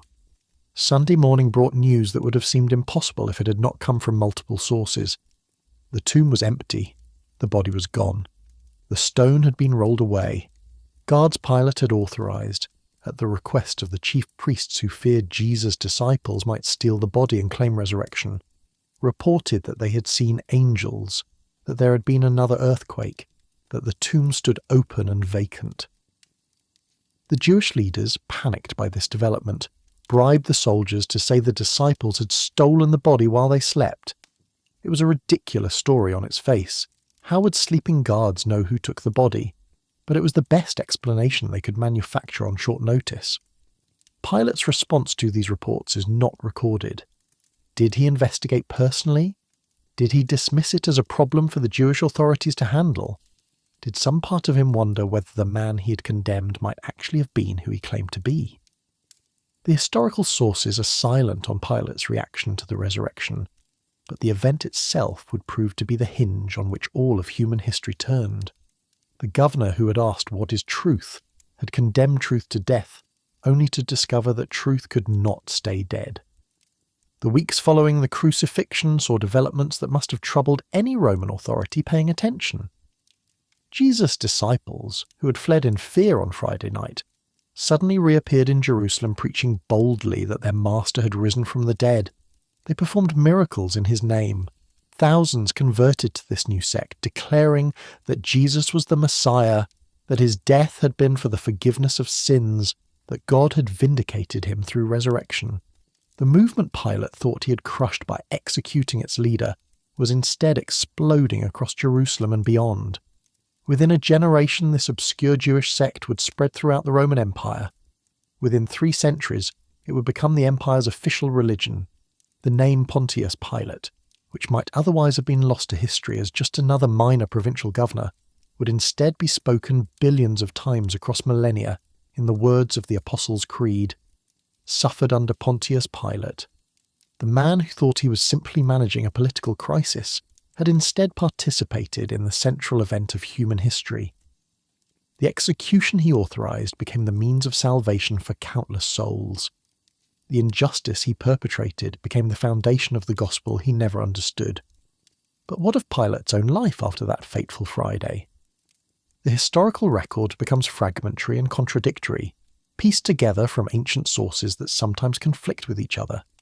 Josephus provides the most detailed account of Pilate's final years in Judea, and it is not a story of triumph.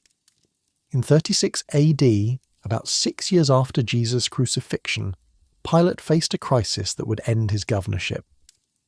A Samaritan prophet had gathered followers at Mount Gerizim, promising to show them sacred vessels Moses had supposedly buried there. Whether this was genuine religious fervour or another messianic uprising, Pilate treated it as the latter. He sent troops to block the ascent of the mountain, and a violent confrontation ensued. The soldiers killed many Samaritans and took others prisoner, executing the leaders and most influential among them. The Samaritan council complained to Vitellius, the Roman legate of Syria and Pilate's superior. The Samaritans argued that they had not been assembling to revolt against Rome, but to escape Pilate's oppression, and that those killed had been innocent victims of the prefect's brutality.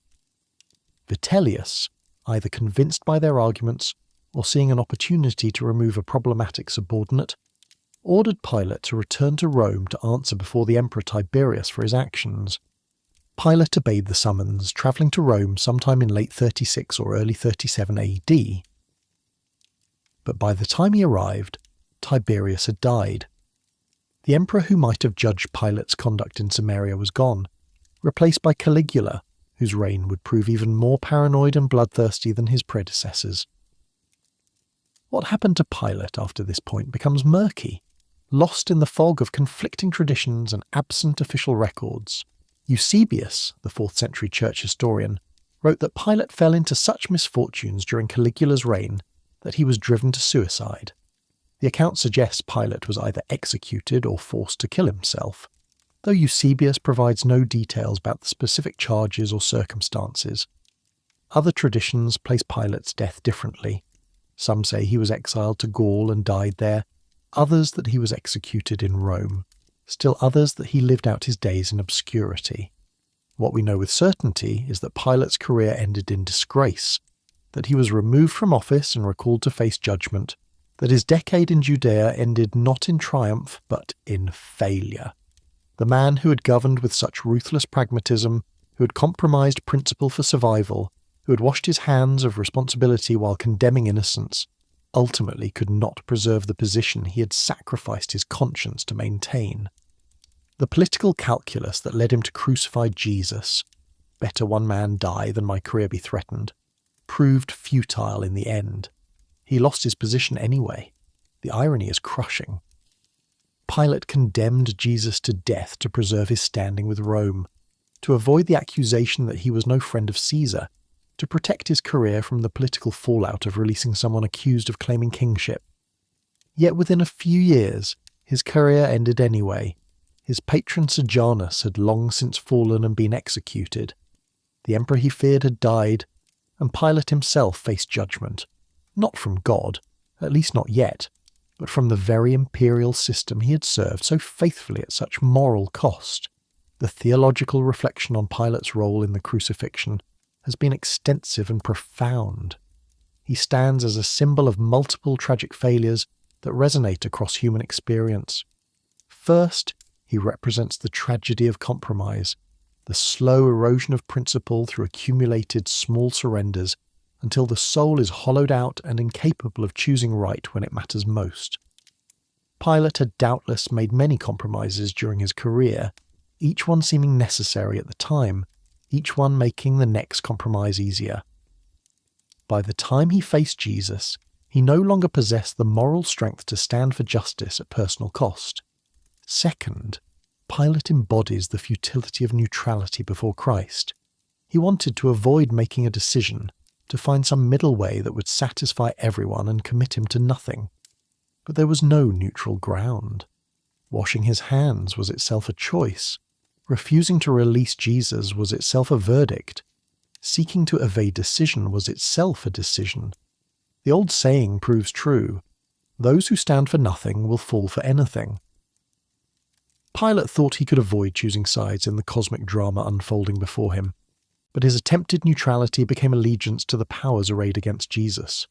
Third, the prefect represents the tragedy of missed opportunity. He stood closer to Jesus than almost anyone during those final hours. He interrogated him privately, heard his words about kingdoms and truth, witnessed his composure under torture, felt the inexplicable unease his presence created. Pilate had access to truth incarnate, had opportunity to ask genuine questions and receive genuine answers, had the chance to recognize and embrace the very King of Kings. Instead, he turned away, choosing temporary safety over eternal significance, political survival over spiritual life. Fourth, Pilate exemplifies the danger of asking questions we are unwilling to hear answered.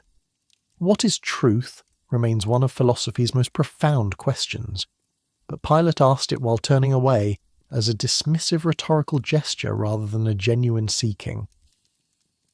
He was not prepared to align his life with truth if truth proved costly.